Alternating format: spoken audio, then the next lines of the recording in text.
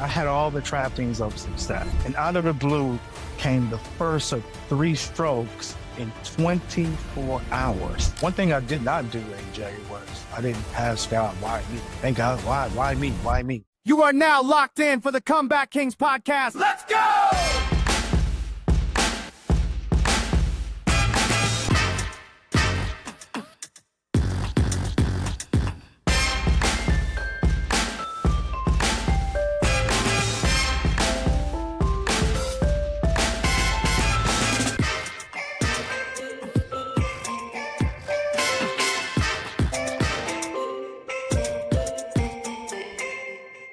Oh, yes, Kings, it's time to get active with today's episode of the Comeback Kings podcast, our virtual man cave where we talk real about the challenges that men face, and we interview men who faced adversity head on and come back stronger than ever. I am your host, Aaron James, and today I can't wait for you to hear this King story. But first, the Comeback Kings is not just a podcast. It is a complete movement that we got going on here. Here's something that we designed with you in mind. Check it out. Don't forget, the conversation continues inside the CBK mobile app. This is the premier community for content, conversations, and resources, all built to help our Kings get back on track.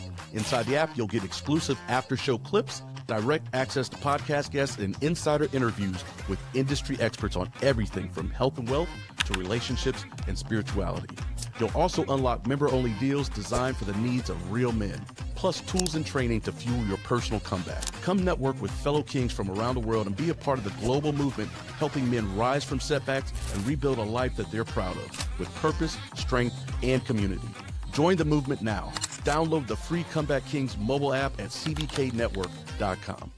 All right, let's go ahead and get right to it. Let me introduce today's guest. Terrance Miracle Minnoy is an internationally recognized inspirational speaker, resilient leadership strategist, and author. He's certified by the Les Brown Institute and the Center for Executive Coaching.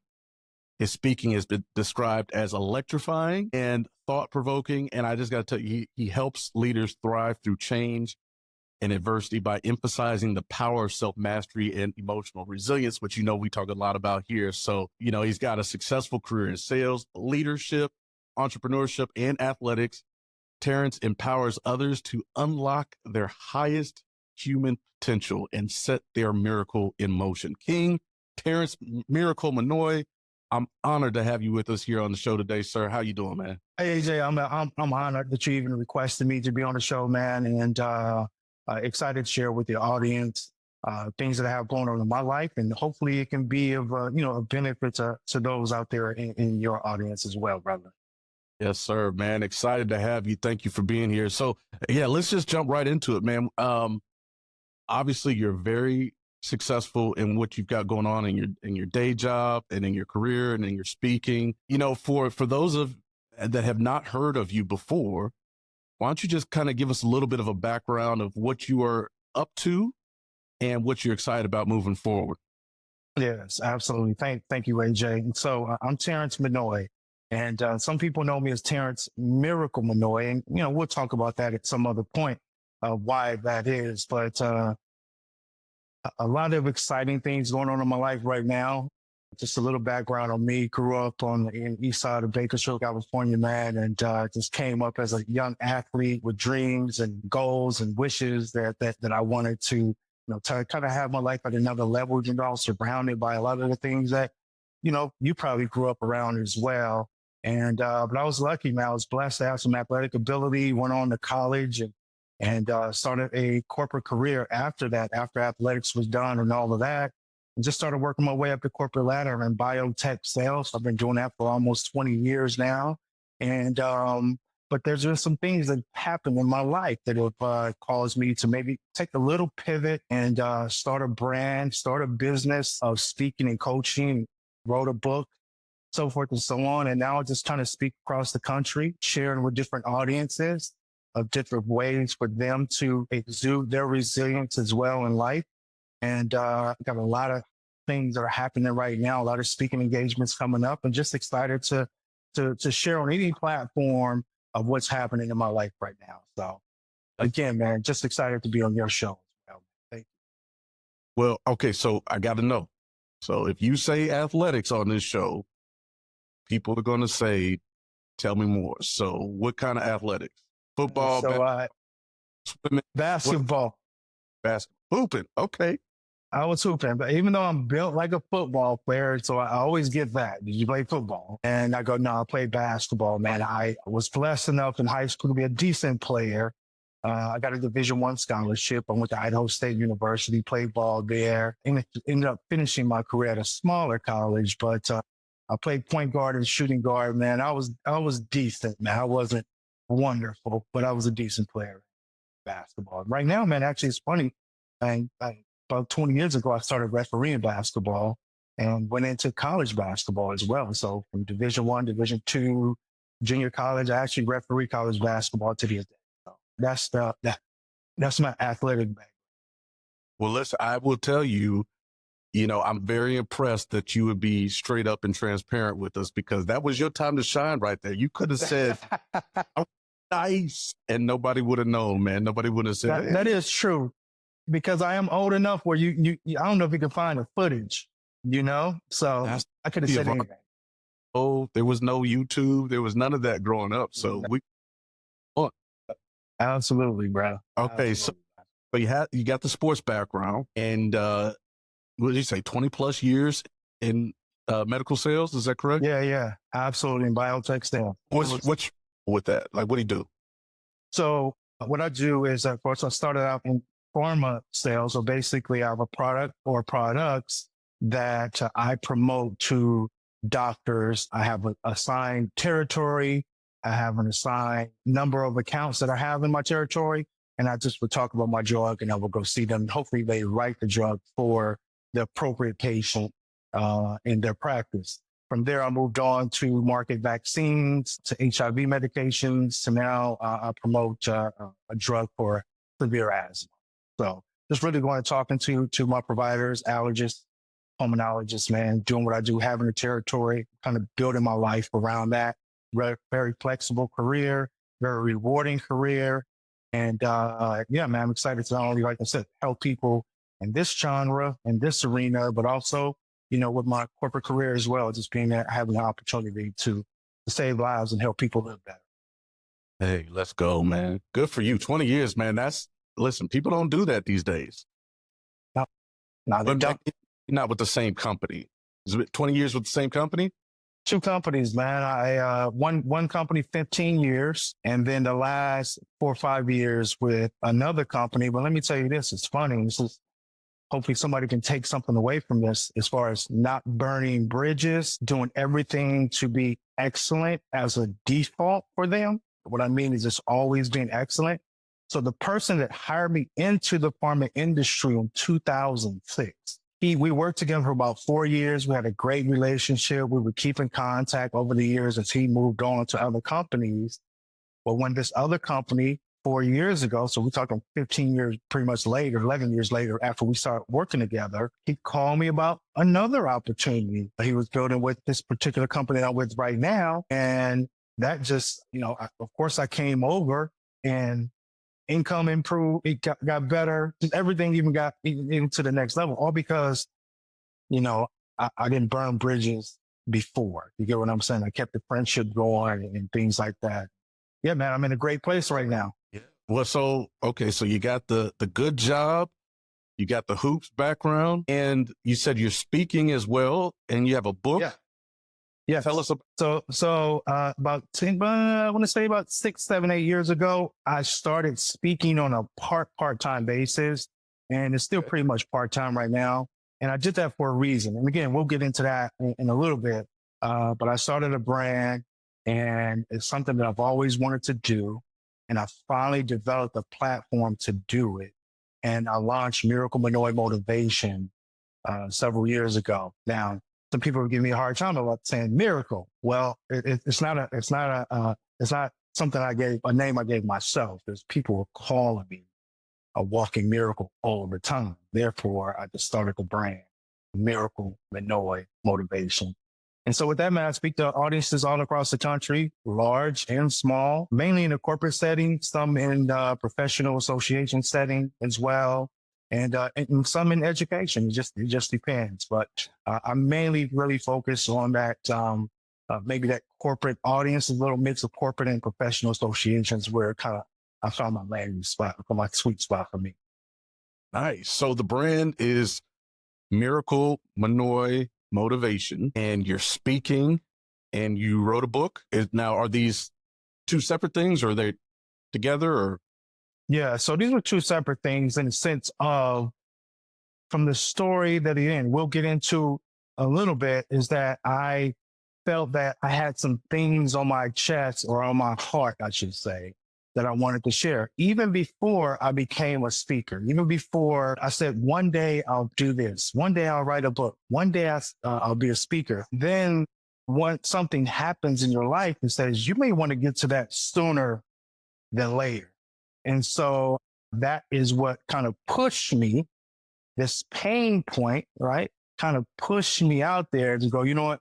I better start pursuing my dreams, my goals, things that I probably want to start doing that sooner than later. And so therefore I launched the brand Miracle Minnoy Motivation. Okay. And what's the name of the book? It's called Indifferent Strokes. So not different strokes, indifferent strokes. And we'll get into that, why it's called Indifferent Strokes in a second, I'm sure. Okay, man. So you got a lot going on right now. God is good. Yes. God is very good, man. And let me tell you, there's something about pursuing excellence in all areas of our lives, not just, one thing. And I've been blessed to be in that place over the last several years, man, with a great career, a nice business that I'm building. I'm not trying to, run up the score just like that, just kind of at my own pace, making that happen. Physically, I feel great as well. Spiritually, I'm in a great place. I think it's just a matter of all of us, man, finding that, that groove for us, that rhythm. I'm in a great rhythm right now. There you go, AJ.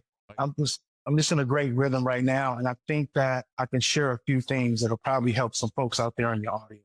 Hey, man, I love to hear that. Yeah, rhythm is a beautiful place to be. I think that's what everybody strives for. So I want to hear a little bit more about that. But I also know that, you've alluded to this a couple of times, that maybe there was a time in your life where the wasn't flowing the way you wanted it to. So we're going to get into kind of what happened to you previously that kind of, put you on your comeback journey right after this. Yes, sir. All right, fellas, listen up. I'm about to let you in on a little secret that could save you thousands of dollars every single year. Why keep spending big money every month just to watch your favorite shows and sports, especially when there's Renegade TV? I used to pay monthly for YouTube TV, Prime, Netflix, Disney Plus, and because I couldn't catch my favorite teams locally, I had to drop even more money on NFL Sunday Ticket, NBA League Pass, MLB TV. It was sickening. Then I found Renegade TV. One device, one low price, and you get live access to every major sports league, NFL, NBA, MLB, UFC, you name it, you got it. You also get all the newest releases and thousands of movies and shows on demand. No subscriptions, no monthly fees, no hidden fees. Just one setup and you're set. So now I'm saving hundreds of dollars every month and easily thousands every single year. So go to streamrenegadetv.com and use code CBK2025 to save $50 at checkout. All right, we are back with Terrance Miracle Minnoy, and we've been talking about all the good stuff. We're talking about all of the good stuff. Let's talk about the setback. So you mentioned earlier that you are in a rhythm right now. And ideally, we'd love for that rhythm to just flow on forever and ever and ever. But we all know that, things happen from time to time. So take us back, Terrance. Help us or paint a picture for what happened for you and what kind of set you on this comeback journey. Let me start here. In 2015, out of nowhere, on a beautiful day in Southern California, working my great corporate America job, money in the bank, nice house, you name it. I had all the trappings of success. And out of the blue came the first of 3 strokes in 24 hours. So sunny day in Los Angeles working, 24 hours later in a hospital because a blood clot actually hit me in my brain stem. Then it actually moved a couple times over the hours, which gave me 3 episodes of a stroke. But let me go back even before that. We know a stroke is, they call it a brain attack. But AJ, what I realized is that I actually had strokes prior to that. I had other sort of attacks in my life, and some of them were self-inflicted.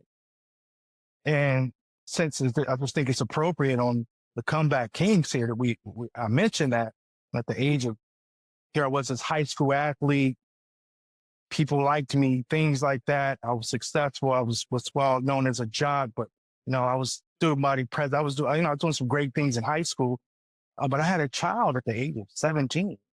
I'm considered that a stroke. I had another child in the age of 20. I'll consider that a stroke. There's a whole story that comes there. So I said all that to say that the strokes that happened prior to the actual stroke in 2015, I feel prepared me to handle some of the things that I dealt with in 2015. So in 2015, I had 3 strokes in 24 hours. The doctor said that where the clot actually hit me in the first place, if it had stayed there, AJ, that I would be paralyzed or dead. So luckily it moved, or what she calls it, she said it broke up, and we'll get to that in a second. But because of that, as severe as the stroke was, I was able to slowly bounce back. So it took me about a year, it took me about a month or 2 to start walking again. It took me maybe another month or so to really have my balance and deal with some issues that come along with having some type of brain injury. I was out of work for about a year. And then I went back and just slowly started catching my groove of getting my life back to, quote unquote, a new normal. And from there, man, God kind of took it from there. I mean, obviously it was involved in the first place, but the trajectory of my life has been up and to the right and then some ever since this major setback. So some of my friends tease me. They go, everything you talk about now starts with the stroke, whether I'm posting something or this and that. And I say it for a reason, because I'm so thankful to the man above for this episode and bringing me through. And I feel that I would be doing him a disservice if I didn't share how this has been a blessing to my life, not just physically, the comeback being physical, right?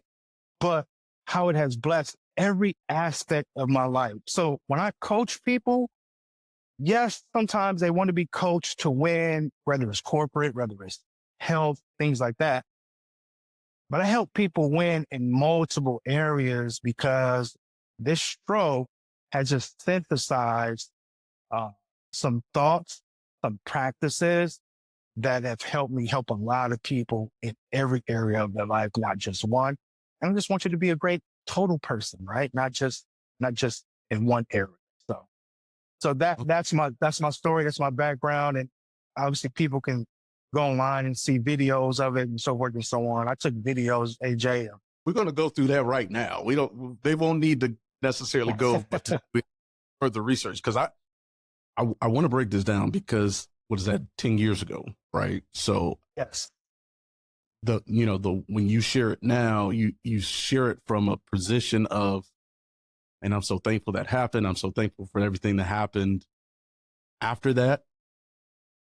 But when you're going through it, I imagine it's way different. So I want to start from the beginning, if you don't mind. And what I promised to everybody that I've talked to this podcast about is that we're not going to leave anything on the table. Okay. So no fluff. We're going deep. Like I'm not trying to just hear the surface. I want to know everything that was going on. So I've got some questions for you, if you don't mind. And then you can just kind of take it from there. But my first thing is, so 2015. So how old were you at the time? I was only 44 years old at that time. 44 years old. And a massive stroke, or 3 strokes. So you paint the picture of the day. Let's go a little deeper onto that. What were you doing? What happened? And yeah, just take us through that day. And yes, sir. Definitely. So, and when I say 3 strokes, for those who, there's different levels of a stroke. It's going to start out, if a person has a stroke, usually they have what's called a TIA first, which is a transient ischemic attack. It's a small stroke known as a warning stroke. And a lot of times that stroke will happen and it'll be somebody will get blurry vision out of the blue, but then it'll come back. Somebody will have arm weakness or slurred feet and it'll come back. For me, I had one of those episodes, but I didn't recognize it at that time. So I didn't go to the hospital right at the time. So if that ever does happen to you, go see a doctor right away. Right. That's one. Okay. The next 2 was when I was at home thinking, things was okay. I just need to lay down. Then that's when that one happened. Need to cut you off just for clarity. So so the first stroke happened, you're still talking about the same day, right? All these. Yeah. Okay. So where were you when the first one happened? Okay. That's great. So yeah, working this great corporate job, beautiful day in Southern California, got my workout in at the gym.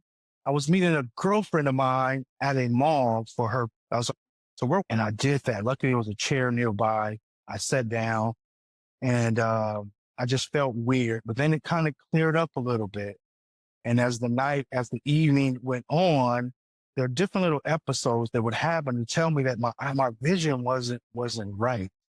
And let me tell you, there's something that's funny. As you know, when you go eat with a young lady, a lot of times your last bite, you're going to give it to you offer it to them, right? As a gentleman, here's my last piece of chicken or whatever, right? And so I can remember doing this with this young lady and you give my last piece of chicken. She said, "That's not your last piece." I said, "What do you mean? This is my last piece." She said, "No, it's one right there." It was run right there to the right of that piece. Now here's the deal. I didn't know, AJ, but that transaction that TIA caused was a blind spot in my right eye, and I still have it to this day. A blind spot. So I go through the evening, and the next morning when I wake up, AJ, I'm like, my eye is still acting funny. So I need to go see an eye doctor. So I went to an eye doctor. I drove 1 hour from Los Angeles, Sherman Oaks, I should say, to Bakersfield, California. And I went to an eye doctor. The eye doctor got me in. He said, "Terrence, your vision looks fine." He said, "Your vision looks fine." He said, "If I were you, I would get a CAT scan or MRI. So, and then and to see if something is going on in your brain." I said, "Hey, no problem. I'll do it in a couple of weeks. No problem." I figured I would just wait. Well, it was that night, AJ. That night, the stroke happened. EMTs came and got me, took me to the hospital. Luckily, my son was at my house. We can get into that story because there's a miracle that even happened, that he was able to call the EMTs. They got me to the hospital, urgent care. They're looking me over, and guess what? The clock moves again. I have another stroke, and that just debilitated everything on the left side of my body. My speech was slurred. Just everything was just a wreck from there. And I actually thought at that moment, man, this is it. I'm about to die. And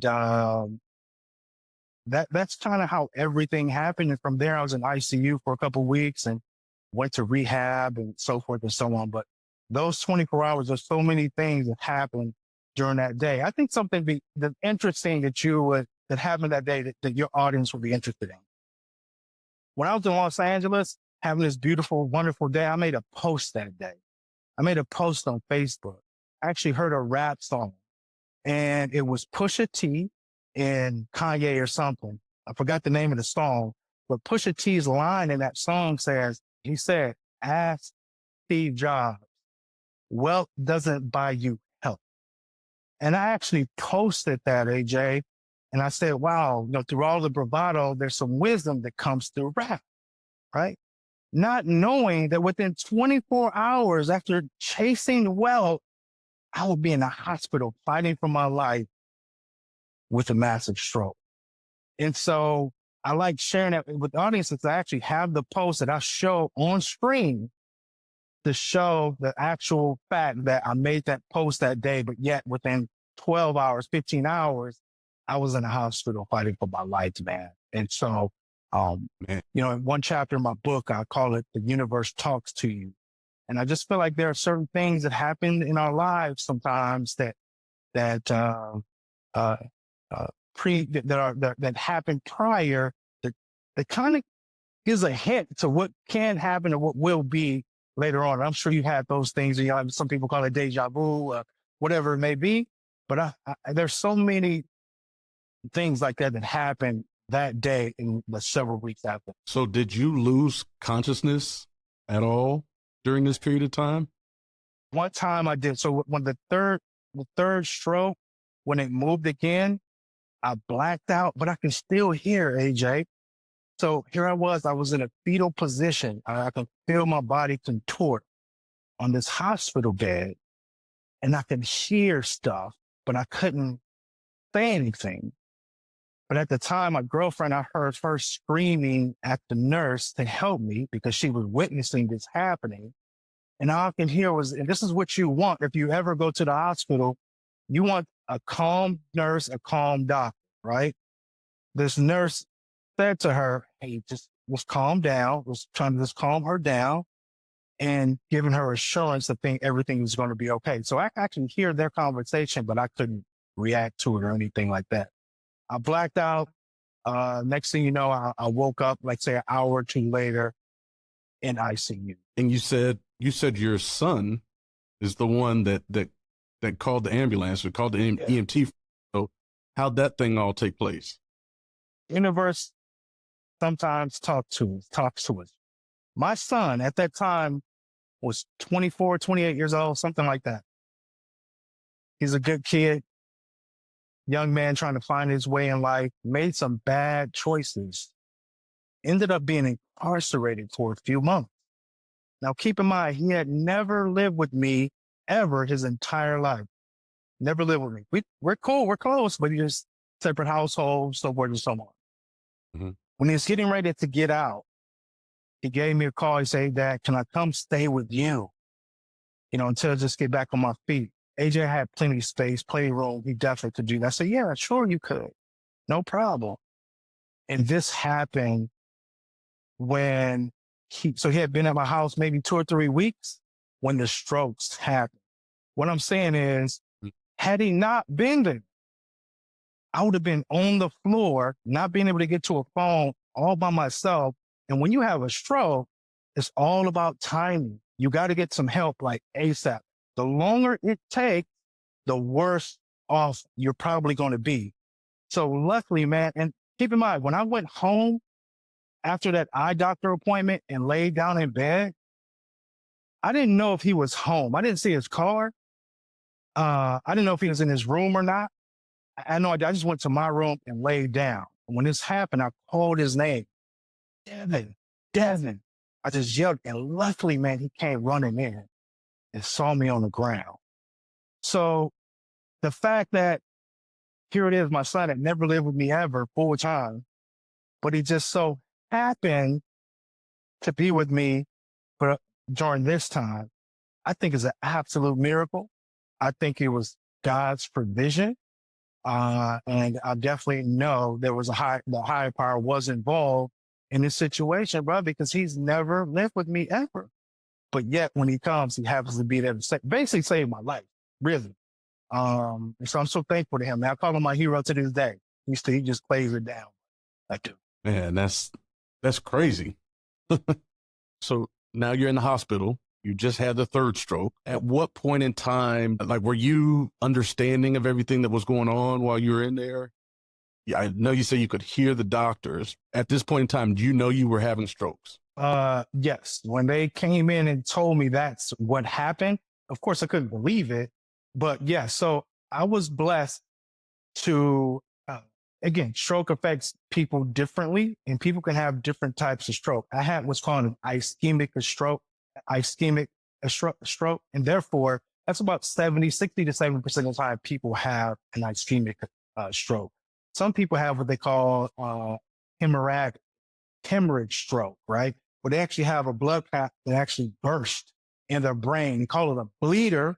And sometimes that affects people even worse. So and ischemic, all strokes can totally debilitate you. But luckily for me, I'm going to say I had the ischemic attack. I had an ischemic stroke. So I said all that to say I never lost consciousness in the sense of I never knew what was going on in my life. I wasn't in a coma or anything like that. I was just basically debilitated. The left side of my body, I was debilitated. I couldn't move anything on the left side of my body. My hands, my fingers, my feet, my leg, nothing. And this horrible blind spot that was even worse at that time. My speech was heavily slurred at that time. And one of my eyes was going somewhere else that I thought would maybe permanent at that time. So after the third stroke, I knew once they told me, I knew everything that was happening. And I was just wondering, like, how did this happen to me? And so kind of went from there when it comes to that.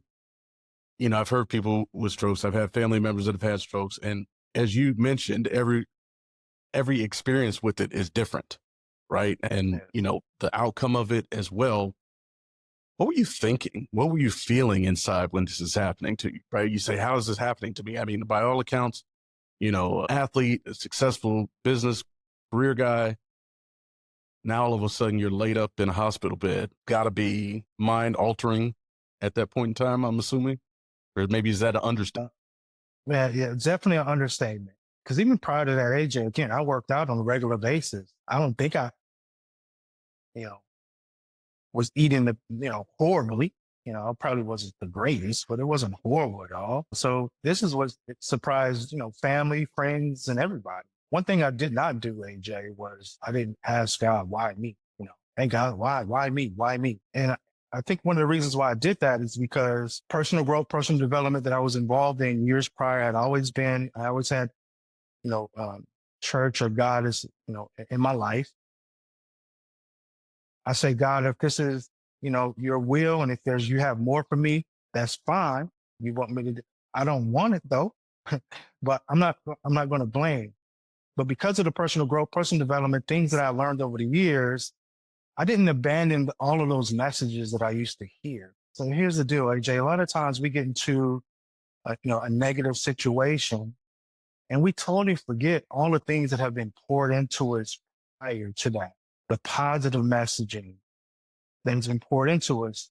And we abandon the ship when things go bad. I feel that I feel like somebody is listening to this podcast right now. It's not for necessarily now. They may be dealing with something, hopefully, that you and I can share that's going to bless them and help them. But it's for when things do go left, when things don't taste good, when things don't feel good in your life, those disruptions that we have in our life. Hopefully we say something that person can lean on to go, you know what, I'm going to do this because this is what I heard. And that's kind of what I did when I went through the strokes. I said, I'm not going to abandon, first of all, I'm not going to abandon God, right? I'm not going to blame him and this and that. I'm not going to do that. And I'm not going to do the why, woe is me thing. Did I feel horrible? Of course I did. But I did the best I could to think about, hearing something Jim Rohn said to us years ago about, the same wind blows on us all. It's all about how you set your sail. Things Les Brown would say. Things I heard from Tony Robbins, Jack Canfield, books that I read, all of those messages. I told myself, man, I didn't want to abandon all of that stuff because because I was involved in a business where I did speak in front of the room all the time and I would drop some of these nuggets. But they're easy to drop those nuggets when life is great and dandy. But what do you do with them when you actually go through a trial, go through some type of disruption? And that's where I was. So as I laid in the hospital bed, I really just thought about what's in this for me. How can I grow from this situation? How can I bounce back physically? Now, there are some things that started happening in my life, or happening about 2 weeks after the stroke, that kind of gave me a sign that I think I can get through this. And that's just because different things started to work again, little by little. Man. I can remember, AJ, being in the hospital and being able to move my pinky toe, my left pinky toe, just barely move it. And I was so excited. I text a group of friends like at 3, 4 in the morning. Man, I can move my toe. Man, because I had what's called drop foot. And those who had a stroke before or know someone who's had a stroke, it's basically your limbs it just drops. And they have to put an apparatus on it to keep it up and things like that. And because you can't move anything. But man, just being able to move it just probably a half a centimeter, man, gave me so much hope, brother. And that is where things started getting better and better in the sense of me starting to be able to move things and nerves starting to come back and find different pathways. And I learned all of that stuff just from the doctors coming in and talking to me about what can happen. And so, yeah, man. So yeah, I'm excited, man. I can go on that, bro. Well, that's clearly something that's positive. You know, when you're on your comeback journey, obviously you need to have little wins, right? You need to have little victories to kind of get your mind going again. So yes. What I'm hearing from this is that there was a function of this where you were learning how to operate as a normal human being again. So was that walking, talking? Like, what did that look like for you? Yeah. I can remember my first day. So I was in the hospital for 2 weeks, and then they sent me to a rehabilitation center, occupational rehabilitation center. And I can remember my first session in this center, and I was sitting down on a chair that had me and maybe 5 other people who had strokes or whatever type of brain injury. And the first thing they asked us to do as we were sitting down was to raise your left leg, or to raise your left leg. That's what they said. And AJ, I couldn't do it. I mean, as much as I was trying to tell my brain to move my left leg, I could not do that. I was a little discouraged, but deep inside, I felt like I can get to that point. I can get to that. Each day they put you through therapy, and each day, little by little, just things would just start working again. And I can remember doing that same exercise maybe a week later, and being able to just go up on, here I am sitting down, but just to be able to raise my heel off the floor. And then eventually start being able to get my foot a little bit off the floor. All these little wins, these small wins just started stacking up. And even though I wasn't ready to walk on my own just yet, these small wins that I stacked up gave me insight or an idea or encouragement, right? That I can possibly make it back. And, at that time, AJ, I would try to find YouTube videos of people coming back. And I did see those, but I didn't see any African Americans. I didn't see it. I didn't see too many African Americans who had strokes, kind of like I did, and that actually really just bounced back. Maybe I just missed them. I don't know.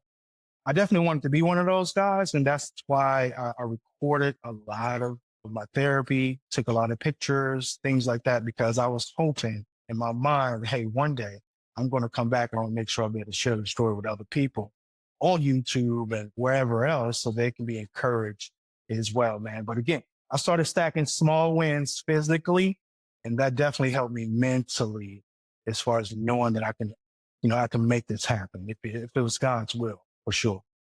Brother, that's crazy. And I will tell you that, at least from my experience or what I've seen, people don't document the journey unless they're planning on coming out the other side. Right. And so that's wonderful to hear. And I always hear it said that it's those that have, that their mental is right, that are able to get through some of the most excruciating illnesses and injuries. And I got to believe that your mental capacity and just where you were with your emotional resilience and just, for lack of a better word, it's clear that you had said my story's not over, and you're not only going to come back, but you are going to be the example for those that you didn't have when you were going through it. And again, AJ, thank you for all of that. Thank you for those kind words, man. You're absolutely right. And I believe that I felt that way because of what was poured into me as a youth from my mother, from church, growing up in the church, but also, again, being associated with people, with programs, with companies that promoted self-awareness, personal development, personal growth. So I had those things in my brain. I had those things in my surroundings at all times. So that when something went bad, I leaned on it versus panicking per se. No, again, I was shocked as hell. Don't get me wrong. I was afraid as well. But at the same time, I did think about those things. I thought about my mother. I thought about my church. I thought about my friends and associations and things like that, and the things that I read and learned. And I thought about growths that I've had have happened prior to that. You know, being a teenage father, growing up in poverty, a number of other bad choices that I made as a youth but yet I came out on the other side. I thought about all of that as well.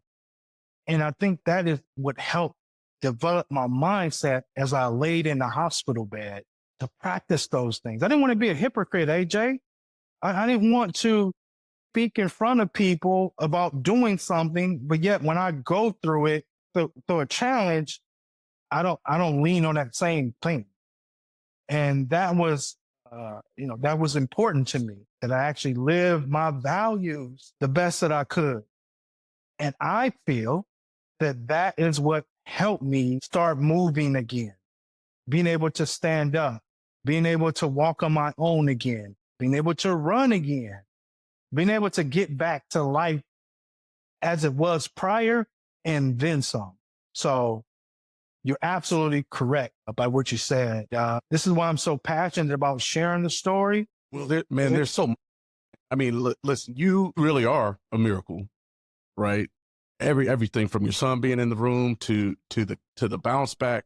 Let me ask you this question, because you mentioned, you're thinking about your mom, your grandma, and to me, it's clear that life's priorities quickly changed for you, right?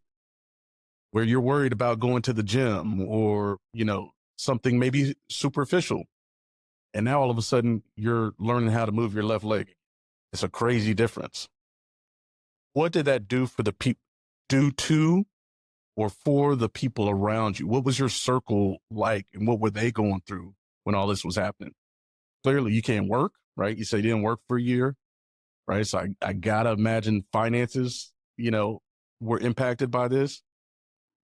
Family and friends around you, walk. Well, let me tell you, man, I was, first of all, I was extremely blessed. So even when I was off work, I wasn't out of work. I was still getting paid. So again, we again talk for another hour or two because there's so many nugget drops into my story, man. But let me just say this: when it did come to my surroundings, people were absolutely shocked that something like this would happen to me. Considering, again, I was a guy that I was going to the gym all the time. I showcased and I lived a decent lifestyle. I poured into people. I gave. I served. I was doing all these things, and so people couldn't believe that someone that looked like me, maybe physically looked good, that something like that could happen. What I am happy to say is that I really saw people show up for me. And that told me something about myself, AJ, that sometimes we look internally and we think that either we're not worthy because we know some of the things that we thought or said or did. We think that our light isn't shining, but it absolutely was. There were lots of people who came up to the hospital to visit me over those 2 weeks in the actual hospital, then another 2 to 3 weeks at the rehab hospital as well, just to see family, friends show up. And everybody was like, just shocked, man. How can this happen to you? So, but I also heard a lot of people say, and I know we say this to people all the time, you're going to be all right. You're going to come back from this and that. But the confidence in people's eyes or face when they said that to me, like, you can do this. If anybody can do this, Terrence, it's you. I mean, and hearing stories of me sharing with them something in the past while they were going through something, and they're going, you encouraged me when this happened to me, or when this happened to you, or when such passed away. And therefore, I know, what you have in you is going to help you come back. AJ, that felt the best. Knowing how people really perceive you. They may not tell you all the time, but a lot of times when you land on your back or you go through something, people kind of pour out what they really think about you, or if they really, really pissed off, right? They really let you know what they think about you, right? But so that felt good, man. But yeah, I had so much support, and I was shocked by it, and but I was thankful, man, that I had made that type of mark amongst my associates, that people would rally and come visit me, man, and pray for me, sing over my bed, you name it, man. And again, so many nugget drops, so many stories we can go into. We definitely have to do this again for sure. Let's go. Well, listen, I'm already thinking right now, brother. I feel like obviously you're already doing some speaking engagements. I feel like maybe we just need to have you inside of the app, right? And maybe do a little talk for everybody where it's just you, talking through some of this stuff. Obviously, it's great to see you back on your feet, doing well, thriving, surviving. We already kind of talked a little bit about some of that stuff that's happened. So let's after we come back from this break, let's go ahead and wrap up by talking about what that comeback actually looked like for you and what we got to look forward to. So we'll do that right after this break. All right, we're back with Terrance Miracle Minnoy, and it's been an incredible story so far. I know that obviously that people know that you're okay now. You're here with us, but let's do this. Let's kind of segue into the comeback journey itself, right? We talked about mentally what you were doing, prepare yourself, prepare your body for the comeback. You're documenting your journey. Now you're on this journey. What does that journey look like? How long did it take you? And we'll go from there. Awesome. So from the first day I went into the hospital to the day that I walked out of the rehabilitation hospital when they sent me home was about 5 weeks total. So in that time, first day when I got home, first of all, I knew I couldn't go back to work, obviously. And of course, with work, you have a certain amount of time to be on what's called short-term disability before it goes into long-term disability. Luckily for me, man, I was blessed. A lot of lessons during that time as well. We're going to talk about those at some point, sometime in the future. But what that looked like for me was that since I couldn't go to the gym, I couldn't drive right away. So they took my license away, which is custom when a person has a stroke. And so I made sure that since I couldn't go to the gym for the very first time, I actually bought a weight set for my home. So during those 5 weeks, and I left the main hospital I had, was called the rehabilitation, and was called outpatient rehabilitation, which meant I went to a center and then they put me through some therapy. But you also have to take the onus on yourself to, work on things even when you're not in a rehabilitation environment. And so I bought weight for myself. I started eating better, less sugar. By the way, they believe the cause of the stroke was a small hole in my heart. And so I started drinking a lot more water, less sugar, do my best to do less carbs, a lot of weight training at home, a lot of the exercises they were having me do in the rehabilitation hospital and at the outpatient rehabilitation. Really started just practicing just doing those exercises over and over and over. And to overcome a stroke or any type of situation where your nerves are damaged and you can't move like you did before, the way you do that is through repetition. So you keep squeezing the tennis ball all day, or you keep, raising your leg over and over and over. Why? Because your nerves will create different new pathways to get to where they need to get to. The human body is phenomenal. So you would have what's called neurospasticity. These nerves will just create new ways to do what they're supposed to do. And I would just keep practicing, man. I would just do the same thing over and over, repeatedly every single day. Take a break here and there and really get back to it. But I just tried to put my body in motion as much as I could. Luckily, when I did leave the rehabilitation hospital, I was able to walk with a cane. So I walked with a cane for a couple weeks as well. But then eventually, just things started improving where I started walking without a cane. And I was able to start jogging a little bit. I can remember a good friend of mine, one of my best friends, actually saw me doing some what I call the dark work. And what I mean by the dark work is stuff that you do on your own. When you really putting that work in, AJ. Here it was, not I was in my own world to come back, and I was jogging, just jogging. It was almost like maybe a little bit past dawn, a little dark. But my best buddy of mine, he is a CHP officer, so he goes to work early. So I had my headphones on. I'm just, I mean, I'm going slow, but I'm moving, AJ. But to hear him honking, and then get my attention and give me the thumbs up, man, it encouraged me so much, AJ. But here I was doing the dark work, man, when nobody can see, nobody's around. And isn't that so? I know we're going to talk about that in a second, man. That's life, man.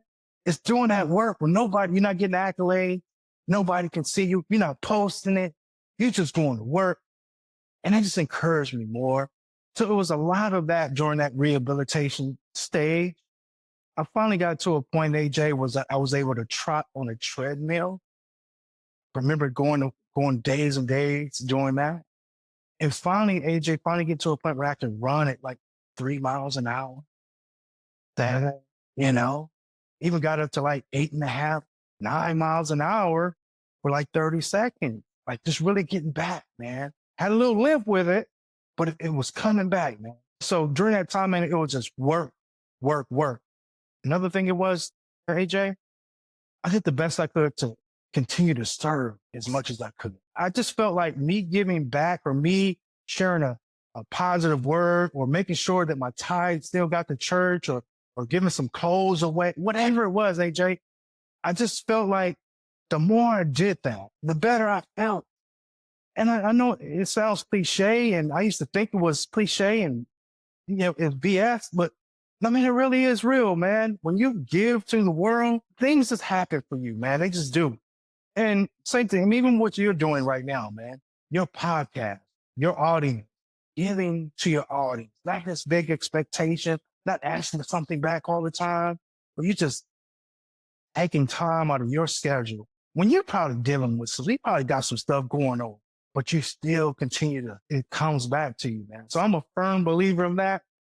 Of course, when I'm on stage, man, I try to make sure I don't cross that line with some audiences, of course, but I think you know exactly how I feel, what I mean by that, right? Give, man. I have a chapter in my book, Indifferent Strokes, called, I believe it's called Give on Your Back. No.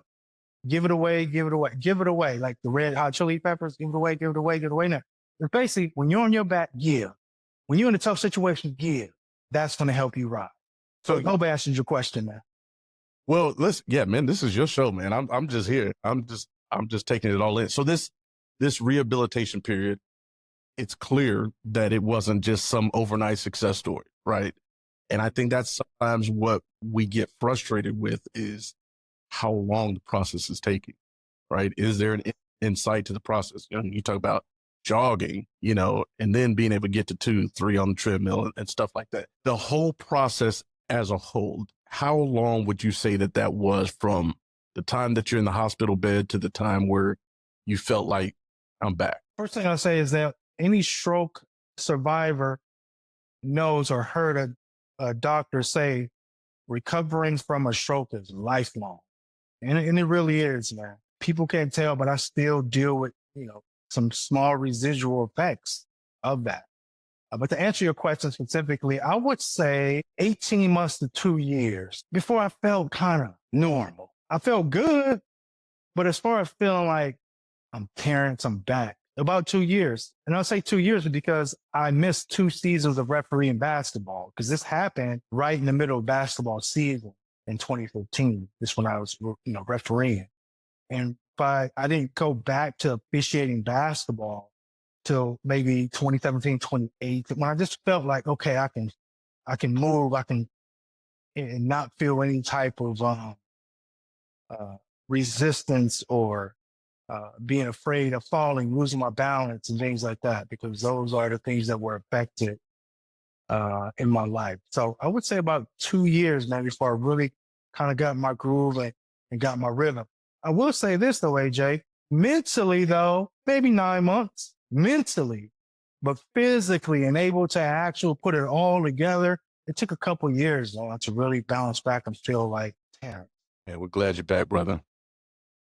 Man, thank you, man. I appreciate the words, man. Every kind, man, I don't take any kind word from anybody uh, for granted, man. I know I'm very lucky. I'm very blessed to still be here. Matter of fact, the miracle, since we're on this topic, the miracle comes from the fact that my friends would see me during my recovery process and say, man, you're a walking miracle. You're a walking miracle. I'll just hear that so much. And so now it's come to a point where some people just call me Miracle. I mean, they just know me as that now, you know? And it feels good, man, because it's not a pompous type of thing. That's a real story behind it, you know? Right. And I'm happy about that. I really feel like this situation, I know this sounds crazy, was icing on the cake. And what I mean by that is here I was, I have this message. I mean, I've always had this message of positivity, you know, climbing the ladder, whether it's corporate business, whatever, all these positive things to get to the next level in life. I feel like God allowed this to happen to me. My Job moment, as I would call it, allowed this to happen to me so I can actually practice and be authentic, you know, when I share things with people, you know. So he just said, hey, your story is great. You have a great message inside of you. I want you to share this at some particular time. But you know what? Let me throw something a little on top of this now. Let me allow this to happen to you, allow you to bounce back and come through. And now you can really share, you know, my power, right? And it can really share me personally, my resilience to be able to share that with other people and come back and come through authentically because I have a story to back it up. Like even when people question my, you know, nobody's questioning my stroke. But people have said, because they see me now, they see me on stage, they see me doing everything I do. They go, oh, you must have a minor stroke. And they go, well, I wouldn't say a minor stroke. Here's a video. Here's some pictures. And they go, oh my God, I can't believe it. They can't believe it. And as a matter of fact, when I take the stage, AJ, there's a 1-minute video that shows usually beforehand that shares the story a little bit. And the reason why I do that is because if I just walked up on stage and just told people what happened, a lot of people wouldn't believe it. They would, or I would say they wouldn't believe me. They would think that, again, it was something small, you know, nothing big. But once they see the video of me, you know, learning to walk again and all these different things, then they go, oh, wow. So that really sets the audience's stage to receive what I have to share and understand that I've been through some things and I know how to navigate, or I've learned how to navigate through some things. And hey, I can help you too. Hey, not just physically, mentally, career-wise, all these different things. I can help you in those areas too, because guess what? I'm doing that too. So yeah. Amazing. So let's do this to wrap up, man. Give me some keys for this entire process, whether it's the key to the comeback, key to the mental side of things, whatever it is that you want to share. And then any takeaways that you like for the fellow Kings that are listening to this show right now. What do you want them to take away from this for whatever they're going through on their own? Thank you for that question, man. That's a great question. Here's number one. It's what I share with people all the time, and I share with audiences. The first point that I make is to have a sense of urgency about your life. Stop thinking that you have all of this time, or that you know how much time that you have, because you never know. It was Napoleon Hill in his book, Think and Grow Rich. He said, life is like a checkerboard and the player opposite you is time. The player opposite you is time. And if you neglect to move or move promptly, your men will be wiped off the board by time. You're playing against an opponent that will not tolerate indecision. What I take away from that, AJ, is that if we don't move and take action, okay, time keeps going. Time doesn't tolerate you being indecisive. It's going to keep going. And you're going to miss out on opportunities. You're going to miss out on goals. You're going to miss out on the chance to change somebody's life or your own life, or to maximize the potential that you have in your life because you're sitting around being indecisive, or you're sitting around going, oh, I'll do that next year, or I'll do that another day. What this stroke taught me was that I better get to it now versus later. Mm-hmm. If I'm trying to change my life and be excellent, I don't want to do it. I don't want to start next year. Let me start today. Even when I get up during the day, what one step can I take today that's going to help me be excellent? Well, I thought about being on your podcast, and I knew we're recording this today. How can I bring the best self? How can I show up the best? Well, hey, let me make sure I get up and, hey, shave my head, make sure I look good. Let me go for a walk. Let me get a little workout in. Let me get a little prayer in. You get what I'm saying? I want to be excellent. So, sense of urgency. That's what I want people, the first thing I want people to take away. Second thing I always want people to take away is to understand that we are involved, or we think a certain way that is holding us back. And that we need to break up with some of the ways that maybe haven't served us the best. And I know that's not always easy to do, and it's a process, but it's something that we have to do in areas of our life, whether it's personal, business, career, you building your platform. There are things that maybe, you say, I need to pivot a little bit. I need to do this different. I need to break up with that. It was a prime example of that, why breakup was so important. I took that from a stroke. The doctor said the clot hit me in my brainstem. She said if it stayed there, that you would probably be dead or paralyzed. You wouldn't be where you are right now, Terrence. She said, but luckily, that clot actually broke up and it moved a couple times. And because of that, you are where you are today. So I asked the doctor, I said, are you telling me that a breakup was a good thing? And she said, absolutely right. Isn't that so true in our lives, man? Sometimes, and we're not just talking about the breaking up with a girlfriend or whatever, right? Sometimes that's a good thing for her and you, right? But sometimes, man, we need to break up with some of the processes, the way we think, the way we go about our action to make things happen. We need to stop hustling backwards and to be on the front foot, right? So, second thing I always say, artists, is, break up with some of the habits, mindset, activities that may be holding us back. See, some people don't recognize it because they're still having success. They still having success, so they go, oh, I'm fine. I don't do that, AJ. I'm having success in my life, but every day I'm thinking about or if I do drop the ball, AJ, I'm going, man, that wasn't a good move right there. Yeah, I'm living in a nice house, got a nice career, I make good money, blah, blah, blah, blah. Man, that wasn't a good look right there, T. No, that wasn't good. I'm always kind of recalibrating. I think that's something we have to do. Number 3, the main final thing that I share with people, bro. It almost relates to number 2, but it's a little bit different. And I feel like we all have these blind spots in our lives that cause us to miss it, that cause us to hustle back. A blind spot in my life that I've had since a youth, and I still work on it to this day. I have a tendency to have blinders on and just be here. But yet all my victories in life has been because I've had a little wider view. I had a blind spot right there that, again, I still work on. I share this with audiences, AJ. I'll have someone stand up and I'll have them put up their left hand. And I'll say, they'll put up their left hand, and I'll let the audience know that as I'm looking at that person in their eye, I cannot see their left hand. I can't see it. I'm looking at them. They're holding it up, AJ. I can't see it because it's in my blind spot, because my blind spot is activated. As a matter of fact, as we're doing this podcast, okay, my peripheral isn't the best. I have to look at you. A lot of times I'm looking straight into the camera. Like right now, I'm looking straight into the camera. I can barely see you. Barely. But it's because I have a blind spot. So this is what I share with audiences, right?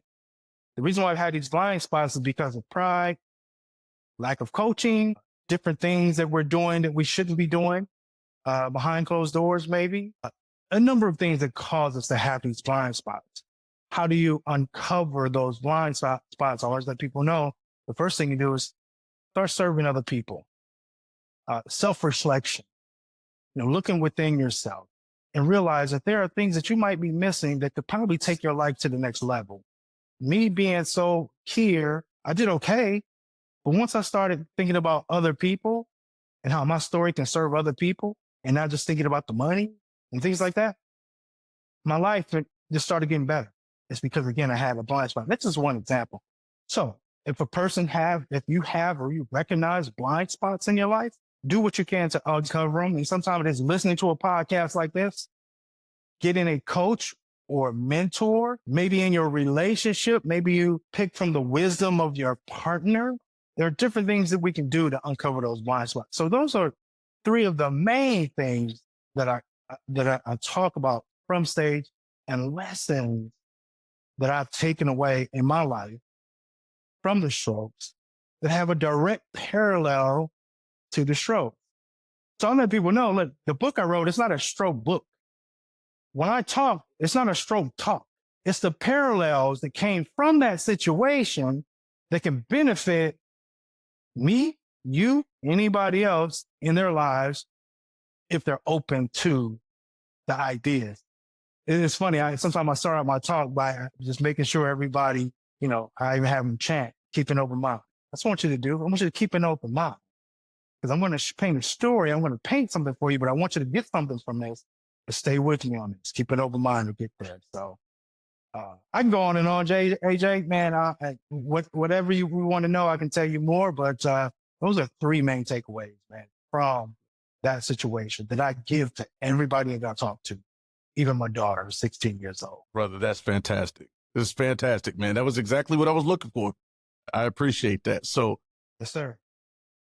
All right, here's where we're at. We've had a bounce back in a big, big way. You've given us some cool takeaways. I don't want to say cool, but these are powerful takeaways. Cool too, yes, sir. Yeah, we could say cool. You've written a book. Yes. That will go into more detail, not just about what you went through, but also how you came up out of it. Yeah. Where can they get that book? It's awesome, man. So people can go to Indifferent Strokes. I'm gonna hold the book up here. So this is a book that I wrote several years ago called Indifferent Strokes. And people can go to indifferentstrokesbook.com and order the book. I think it's like, wow, $15, $16. The good thing about that, if they go to the site and get it, no, of course, they can get it off Amazon, no problem. Thing is, if you go to Amazon and get it, I can't sign it for you. So if you get it from me, then I actually ship it to you and I actually sign the book. But again, indifferentstrokesbook.com. People can order it off my website as well, terranceminnoy.com. But honestly, most people get it off Amazon or they go to indifferentstrokesbook.com. And again, man, it's just a plethora of stories. It's some fun stuff in here, some funny stuff in here as well that people can take away that can really serve their lives. I got great feedback on this book. And it was self-published. I didn't go big or anything with it, but it's something that I give to audiences. And again, people can buy it, at my events as well. And matter of fact, I'm taking several with me tomorrow. I'll be speaking in Los Angeles and doing that. I'm excited about my next book too, though, but it's called Tin Man, basically strategies on leadership and self-mastery. The reason why I call it Tin Man is because our family matriarch, our big mom, my family, my nickname is Tin Man. As a matter of fact, my cousins who I grew up with, they know me as Tin Man. Some of them still call me that to this day. And it is taken from the character Tin Man from The Wizard of Oz. And it's because if you met me, I'm very, my posture is very erect. My shoulders are back and this and that. And I used to run that way as well. And so anyway, she called me Tin Man. Everybody in my family knew me as Tin Man. So in honor of her, man, I wanted to entitle the book Tin Man. And, of course, with a subtitle. And that's going to drop some great, great nuggets on self-mastery, on leadership, and so forth and so on. So, man, I'm excited, man. And it's platforms like yours, where I can get my message out and do my part and serve the world in my lane. And if that lane grows, great. If it doesn't grow, that's fine. If I'm touching who I'm talking to, those handful of people, hey, man, I'm excited about it. So that's why I was excited to build on your podcast, man, because it's all about the comeback. And I've definitely made a masterful comeback, and I thank God for that. And I think people like yourself and other people have surrounded me in my life to be where I'm at right now, to lift me up, man. And thank you so much. Brother, listen, the pleasure and the honor is all mine, really, to have you on here. Yes, So we've got 2 books. We're going to go ahead and link those in the description as well, so they can get the book. I just for my own pleasure, I need to see video of you running like the Tin Man. Like, I need you to send it to me. I also, yeah, man. I've always, matter of fact, it's funny, AJ, I ran track. You know, you probably ran track when you were youth, man. You know, it's all about leaning forward and, you know, this and that, man. But I'm like this, you know what I'm saying? Because there's just the way I was made, man. It's crazy. I need to get a copy of your book. So I'm going to definitely do that as well. And then also you've been mentioning that you're doing speaking engagements. So if somebody wanted to get a hold of you to do some speaking engagements, how would they do that? Yeah, man, that's awesome. They could get a hold of me. They can go to my website, terranceminnoy.com. There is a place to submit. I believe I forgot what it says, so I can look at it, but contact me or something like that. There's a form that people fill out. You know, all the information about their event, their budget, and so forth and so on. They can get a hold of me there. They can get a hold of me at bookings at terranceminnoy.com, bookings at terranceminnoy.com.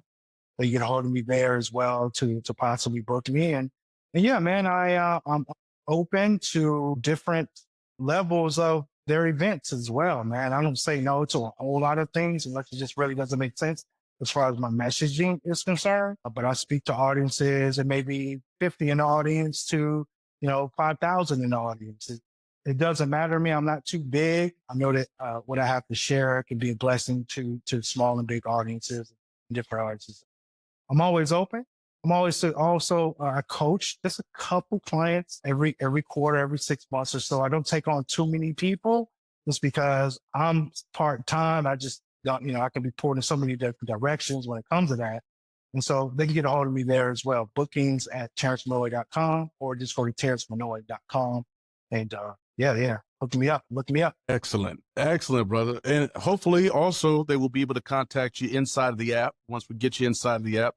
Absolutely. Can check out more behind the scenes of what Terrence has got going on. And I'm gonna try to do my best to get into to do a motivational speech inside of the Comeback Kings apps. I'm saying this live on a podcast now, so now you're committed to it. So that's. Hey, look, man. Whatever you need me to do to serve your platform, I'm definitely will make myself available to do that. Whatever you need, man. I'm humbled by it all, man. I'm humbled by my recovery. I'm humbled by my lifestyle now. I'm humbled by the fact that people, like you, have reached out to me to hear my story, to hear my nuggets, and I'm so thankful, man. And so that makes me even more available to you to serve you, man. So you just let me know what you need, and we'll make it happen. Thank you, brother. Yes, all sir. right, fellas, and ladies, whoever's listening. Terrance Miracle Minnoy, man, we certainly appreciate you taking the time to be with us here today. Appreciate all the nuggets that you share with us. Congratulations on your comeback, and we know the best is still yet to come for you, brother. Absolutely. Yes, sir. Thank you so much for again having me. And again, man, I look forward to doing it again. So let me know whenever you need me, man. Thank you, brother. It's on. It's all right. All right, guys. Until the next episode of the Comeback Kings podcast, I'm your host, Aaron James. We'll see you then. That does it for another episode of the Comeback Kings podcast. Thanks for tuning in. Make sure you subscribe, leave us a review, and come join the after party inside the app at cbknetwork.com. And remember, your past doesn't define you. Your comeback will.